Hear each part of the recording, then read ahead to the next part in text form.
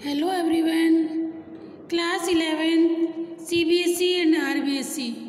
Dear student, आज से हम हमारी आरोह भाग 1 पुस्तक का पहला अध्याय स्टार्ट कर रहे हैं बेटा। जैसा कि कोविड-19 की स्थिति चल रही है, आप सभी को पता है, तो इसमें आपसे यही उम्मीद है कि समय का सदुपयोग करें और जो भी वीडियो के माध्यम से, ऑनलाइन के माध्यम से जो भी टीचर्स आपको जो भी पढ़ाई करा रहे हैं बेटा, उसे सकारात्मक तरीके से लीजिए और अपनी पढ़ाई करिए, ठीक है। अब जैसा कि अभी कुछ CBSE गाइडलाइन के अनुसार और कोविड-19 के चलते बेटा RBSE आप लोगों के कुछ सिलेबस को डिडक्ट किया गया है, अर्थात कुछ पार्ट ऐसे हैं जो पाठ्यक्रम से हटा दिए गए हैं। क्यों हटा दिए गए हैं? क्योंकि सिलेबस ज़्यादा है और सेशन लेट स्टार्ट हो रहा है, इस कारण से कुछ पार्ट हटा दिए गए हैं। तो जो लेसन डिडक्ट किए हैं बेटा, मैं पहले उनके बारे में आपको बता दूं कि कौन कौन से पार्ट आपके पाठ्यक्रम से अभी इस बार हटा दिए गए हैं। वो पार्ट आपको अभी नहीं पढ़ने। देखिए,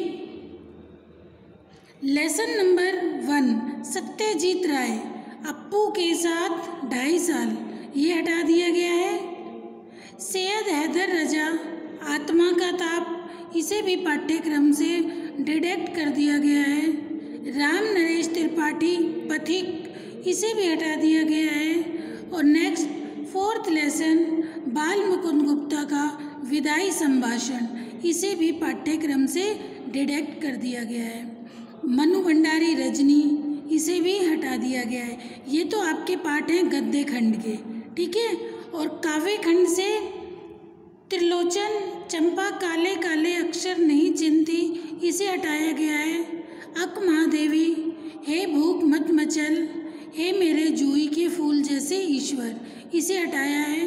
और नेक्स्ट लास्ट चैप्टर है आपका सबसे खतरनाक।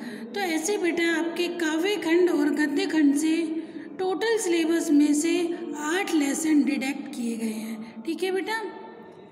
तो आज हम आपको गद्य खंड का सबसे पहला अध्याय हमारा नमक का दरोगा, जिसके लेखक हैं मुंशी प्रेमचंद। ये एक कहानी है। इस कहानी सबसे पहले मैं आपको लेखक परिचय बता दूं। प्रेमचंद का मूल नाम धनपत राय था। जन्म सन 1880 लम्हई गांव के उत्तर प्रदेश में इनका जन्म हुआ। इनकी प्रमुख रचनाएं सेवा सदन, प्रेम आश्रम, रंगभूमि, निर्मला, कायाकल्प, गबन, कर्मभूमि, गोदान, ये इनके प्रमुख उपन्यास थे। सोजे वतन, मानसरोवर, 8 खंड में, मन गुप्त धन, कहानी संग्रह, करबला संग्राम, प्रेम की देवी, इनके नाटक, कुछ विचार विविध प्रसंग रूपी निबंध। इनकी मृत्यु सन 1936 में हो गई थी। प्रेमचंद का जन्म 1880 में और इनकी मृत्यु 1936 में हो गई थी। इनके बचपन का नाम धनपत राय था। प्रेमचंद हिंदी कथा साहित्य के शिखर पुरुष माने जाते हैं। कथा साहित्य के इस शिखर पुरुष का बचपन अभावों में बीता था। इनका बचपन अभावों में बीता था। स्कूली शिक्षा पूरी करने के बाद पारिवारिक समस्याओं के कारण जैसे जैसे BA तक की पढ़ाई की, अंग्रेजी में MA करना चाहते थे, लेकिन जीवन यापन के लिए उन्हें नौकरी करनी पड़ी, क्योंकि आर्थिक तंगी थी। जो इनका बचपन था वो अभावों में बीता। MA करना चाहते थे, लेकिन उन्हें पारिवारिक तंगी के कारण नौकरी करनी पड़ी। सरकारी नौकरी मिली भी, लेकिन महात्मा गांधी के असहयोग आंदोलन में सक्रिय होने के कारण उन्हें त्यागपत्र देना पड़ा। राष्ट्रीय आंदोलन से जुड़ने के बावजूद लेखन कार्य सुचारू रूप से चलता रहा। पत्नी शिवरानी देवी के साथ अंग्रेजों के खिलाफ आंदोलन में हिस्सा लेते रहे। उनके जीवन की राजनीतिक संघर्ष उनकी रचनाओं में सामाजिक संघर्ष बनकर सामने आया, जिसमें जीवन का यथार्थ और आदर्श दोनों ही था। देखिए, हमारी जो ये कहानी है, हम अपने मुख्य प्रकरण पर आते हैं बेटा। कहानी है नमक का दरोगा। इस कहानी को लेखक ने प्रेमचंद ने उस समय लिखा जब हमारा भारत देश स्वतंत्र नहीं हुआ था, अंग्रेज़ों का गुलाम था। जब हमारा भारत देश अंग्रेज़ों का गुलाम था उस समय उन्होंने इस कहानी को लिखा था। कौन सी कहानी? नमक का दारोगा। उस समय देश स्वतंत्र था, अंग्रेजी हुकूमत थी, देश आज़ाद नहीं था, ईस्ट इंडिया कंपनी का राज था। उस समय हमारे भारत पर ईस्ट इंडिया कंपनी का राज था। वे अपना कानून बना रहे थे। उन्होंने एक कानून बनाया नमक का। वे चाहते थे कि नमक का ज़्यादा से ज़्यादा आयात हो। इसके कारण बहुत अधिक उन्होंने टैक्स लगा दिया, कर बहुत अधिक लगा दिया। सन 1882 में भारतीय नामक एक कानून बना। नमक के उत्पादन को अपराध घोषित किया गया। सन 1882 में एक कानून बनाया जिसमें यह था कि नमक के उत्पादन को अपराध घोषित किया गया। किस कारण से? ताकि सरकार का एक अधिकार स्थापित हो जाए। इसीलिए महात्मा गांधी ने, आपने सुना होगा, सन 1930 में दांडी मार्च किया था। दांडी मार्च ये इसी नमक के कानून को तोड़ने के लिए ही गांधी जी ने ये दांडी मार्च किया था। ठीक है, कब किया था? 1930 में। अब ये देखिए, इस कहानी में नमक का दारोगा कहानी में प्रेमचंद की बहुचर्चित कहानी है। ये कहानी प्रेमचंद की बहुचर्चित कहानी है जिसे आदर्शोन्मुख यथार्थवाद के एक मुकल्लम उदाहरण के रूप में देखा जा सकता है। कहानी में ही आए कुछ एक मुहावरे को लें तो ये धन के ऊपर धर्म की जीत है, धन पे धर्म की जीत, असत्य पर सत्य की जीत, बुराई पर अच्छाई की जीत की कहानी है। धन और धर्म को हम क्रमशः सद्वृत्ति और असद्वृत्ति, बुराई और अच्छाई, असत्य और सत्य इत्यादि भी कह सकते हैं। कहानी में इनका प्रतिनिधित्व क्रमशः पंडित अलोपुद्दीन और मुंशीधर नामक दो पात्रों ने किया। पूरी कहानी के जो मुख्य पात्र हैं वो दो हैं। कौन कौन से? मुंशी वंशीधर और अलोपुद्दीन। ईमानदार कर्मयोगी मुंशी वंशीधर को खरीदने में असफल रहने के बाद, देखिए, अलोपुद्दीन ईमानदार थे। कौन? मुंशी वंशीधर ईमानदार कर्मयोगी, वे उसे पैसे के बलबूते पर खरीदना चाहते थे लेकिन वो असफल हुए। असफल होने के बाद अलोपुद्दीन ने क्या किया? उसे सरकारी नौकरी से मुअत्तल करा दिया। लेकिन अंततः सत्य के आगे उनका सिर झुक जाता है। वे सरकारी महकमे से बर्खास्त वंशीधर को बहुत ऊंचे वेतन और भत्ते के साथ अपनी सारी जायदाद का स्थायी मैनेजर नियुक्त करते हैं और गहरे अपराध बोध से भरी हुई वाणी में निवेदन करते हैं। देखिए बेटा, एक समय ऐसा था जब अलोपुद्दीन ने मुंशी वंशीधर को उसके दारोगा के पद से अपने पैसे के बलबूते पर हटा दिया और फिर समय ऐसा आया उन्हें लगा कि ये तो वास्तव में बहुत अच्छा व्यक्ति है, ईमानदार है, सच्चा है, नेक है, तो उन्होंने अपनी सारी जमीन का, अपनी सारी जायदाद का स्थायी मैनेजर किसे नियुक्त कर दिया? मुंशी वंशीधर को ही नियुक्त कर दिया और बाद में उनके लिए ही प्रार्थना की। क्या प्रार्थना की? परमात्मा से यही प्रार्थना की कि वह आपको सदैव वही नदी के किनारे वाला बेमुरवत उद्दंड किंतु धर्मनिष्ठ दारोगा बनाए रखे।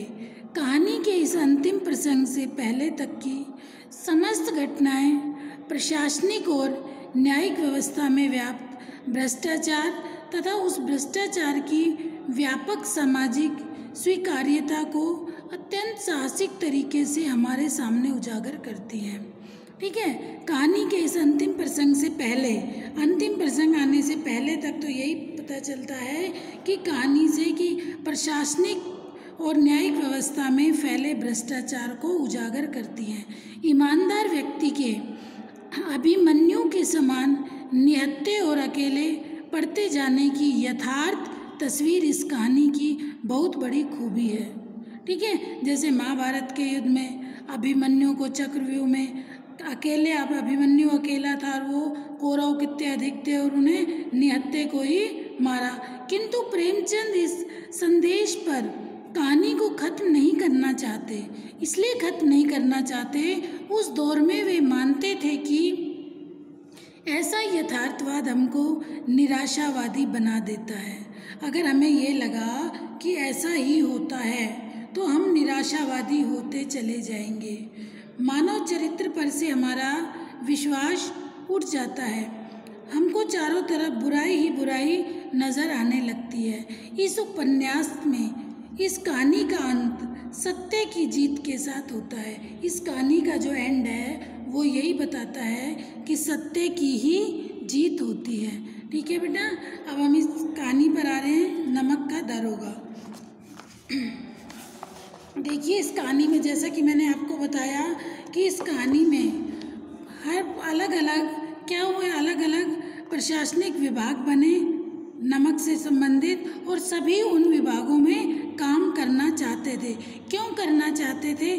क्योंकि वहाँ पर ऊपरी आय अधिक होती थी और लोग ये चाहते थे कि हम ऐसा काम करें जिससे हमें ऊपरी आय मिले। नमक कानून को लागू करने के लिए नमक विभाग बने। उस कानून को लागू करने के लिए जब नमक कानून बना तो उस कानून को लागू करने के लिए नमक विभाग बने।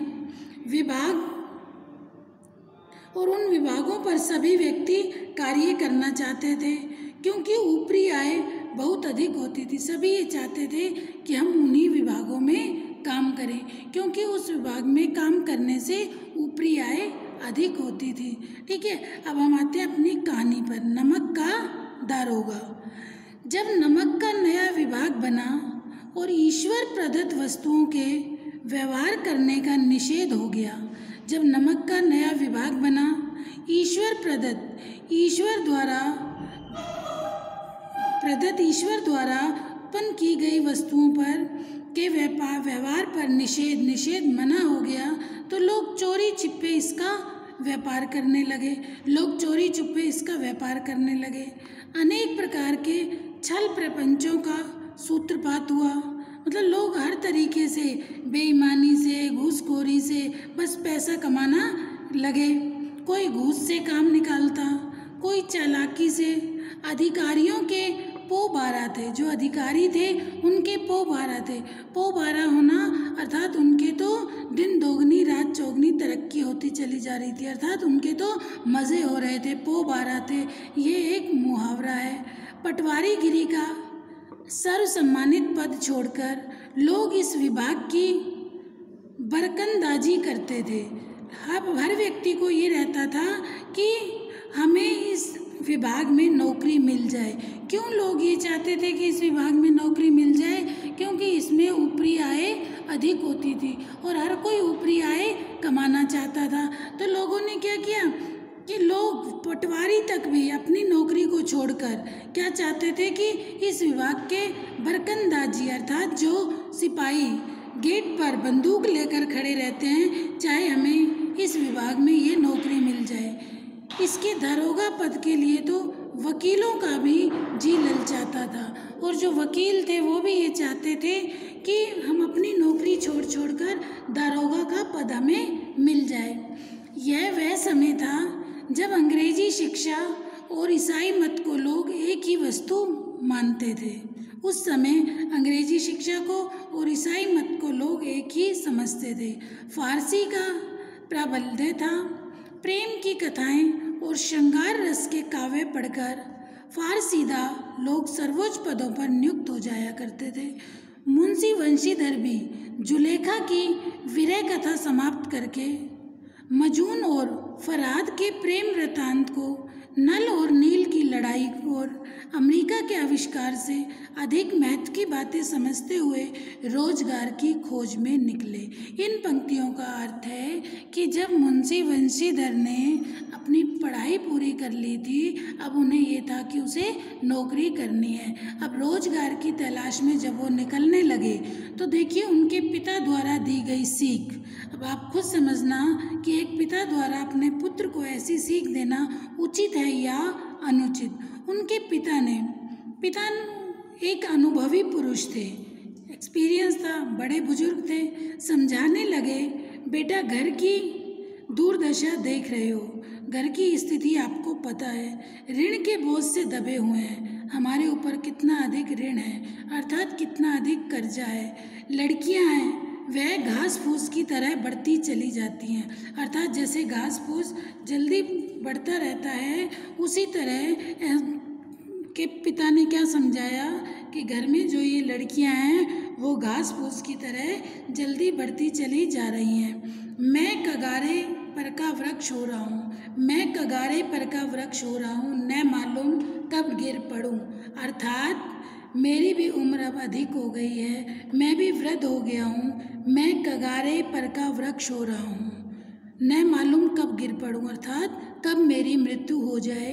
अब तुम ही घर के मालिक मुख्तियार हो, अब घर को चलाने वाले घर के मालिक तुम ही हो। नौकरी के ओहदे की ओर ध्यान मत देना, तो ये मत देना, ध्यान मत देना कि नौकरी क्या मिल रही है, यह तो पीर का मज़ार है, निगाह चढ़ावे और चादर पर रखनी चाहिए।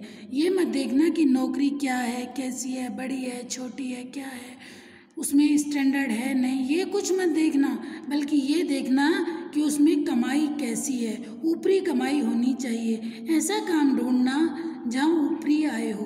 देखिए पिता अपने पुत्र को क्या समझा रहे हैं कि नौकरी ऐसी ढूंढना जिसमें ऊपरी आय हो। और उन्होंने क्या कहा, मासिक वेतन तो पूर्णमासी का चांद है, अर्थात ऊपरी आय ना हो, सिर्फ महीने की तनख्वाह मिले, उसे पिता ने क्या बताया, पूर्णमासी का चांद, अर्थात पूर्णमासी का चांद से पूर्णिमा वाले दिन ही पूरा गोल दिखाई देता है, चारों तरफ चांदनी फैली रहती है और मावस तक अंधेरी रात हो जाती है। तो पिता के कहने का तात्पर्य यह है कि मासिक वेतन तो वो एक दिन ही अच्छा लगता है, धीरे धीरे धीरे मावस के चंद्रमा की तरह वो घटता चला जाता है। और ऊपरी आय को पिता ने बहता हुआ स्रोत कहा, जिससे सदैव प्यास बुझती है। ऊपरी आय को बहता हुआ स्रोत कहा, जो हमेशा तुम्हारी प्यास बुझाती रहेगी। वेतन मनुष्य देता है, इसी से उसमें वृद्धि नहीं होती।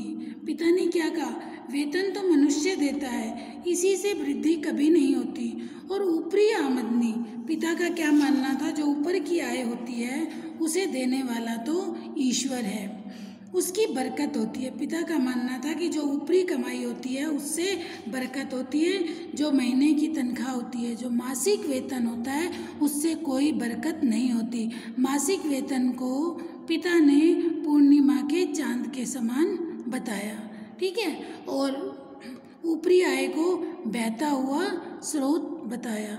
तुम स्वयं विद्वान हो, पिता बोले तुम स्वयं विद्वान हो, तुम्हें क्या समझाऊं, इस विषय में विवेक की बड़ी आवश्यकता है।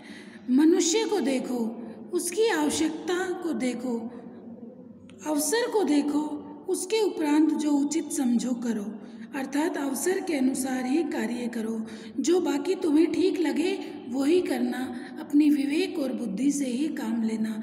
गरजने वाले आदमी के साथ कठोरता करने में लाभ ही लाभ है। गरज वाले अर्थात जिसको उस समय बहुत ज़रूरत है कि मेरा ये काम कराना है, किसी भी तरीके से कराओ, तो ऐसे व्यक्ति से तुम मोटा पैसा ऊपर का ले सकते हो, लेकिन बेगरज को दांव पर पाना जरा कठिन है। इन बातों को निगाह में बांध लो, निगाह में बांध लो, अर्थात अपने दिमाग में इस बात को सेट कर लो, यह मेरी जन्म भर की कमाई है। पिता कह रहे हैं कि ये मेरी जन्म भर की कमाई है, अर्थात ये मेरा अनुभव है, जो मैंने जीवन में देखा वही तुम्हें बता रहा हूँ। इस उपदेश के बाद पिताजी ने आशीर्वाद दिया, पिताजी ने वंशीधर को आशीर्वाद दिया। वंशीधर आज्ञाकारी पुत्र थे। ये बातें ध्यान से सुनी और तब घर से चल खड़े हुए। इस विस्तृत संसार में उनके लिए धैर्य तथा धीरज ही उनका अपना मित्र है, बुद्धि उनकी अपनी पथ प्रदर्शक है।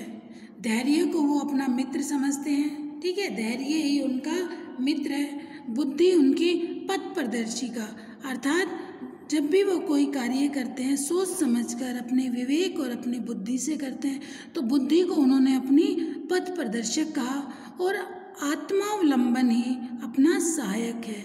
लेकिन अच्छे शकुन से चले थे। जाते ही जाते नमक विभाग के दरोगा पद पर प्रतिष्ठित हो गए। वेतन अच्छा और ऊपरी आय का तो ठिकाना ही न था। देखिए पिता समझा रहे थे कैसी नौकरी करना कि जिसमें ऊपरी आय अधिक हो। ठीक है, घर में ऋण बहुत अधिक है, घर की हालत तुम जानते हो, बेटियां हैं घास फूस की तरह बढ़ती चली जा रही हैं, मैं भी वृद्ध होता चला जा रहा हूँ। कोई ऐसी नौकरी ढूंढना जिसमें ऊपरी आय अधिक हो। ठीक है, और मुंशी वंशीधर को भी दारोगा के पद पर कार्य मिल गया था। ठीक है, नमक विभाग के दारोगा पद पर प्रतिष्ठित हो गए थे। वेतन अच्छा और ऊपरी आय का तो ठिकाना ही न था। वृद्ध मुंशी जी को सुख संवाद मिला। अब पिता जो चाह रहे थे उन्हें वही मिला, तो पिता बहुत अधिक प्रसन्न हुए। तो फूले न समाये, फूले न समाना बहुत अधिक प्रसन्न होना। ठीक है, मुहावरा है ये। महाजन कुछ नरम पड़े। महाजन जो पैसों का लेन देन किया करते थे उन्हें क्या कहते हैं? महाजन। अब देखिए जब व्यक्ति के पास पैसा आ जाता है या कोई पद मिल जाता है तो सभी लोग उनकी इज्जत करना शुरू कर देते हैं और बिना पैसे के कोई किसी कुछ नहीं समझता। अब देखिए महाजन कुछ नरम पड़े, कलवार की आशालता लहराई, पड़ोसियों के हृदय में शूल उठे। कलवार, कलवार देसी शराब की आशालता लहलाई, पड़ोसियों के हृदय में शूल उठने लगे। पड़ोसियों के हृदय में शूल उठने लगे अर्थात पड़ोसियों को ईर्ष्या होने लगी। किसकी ईर्ष्या होने लगी?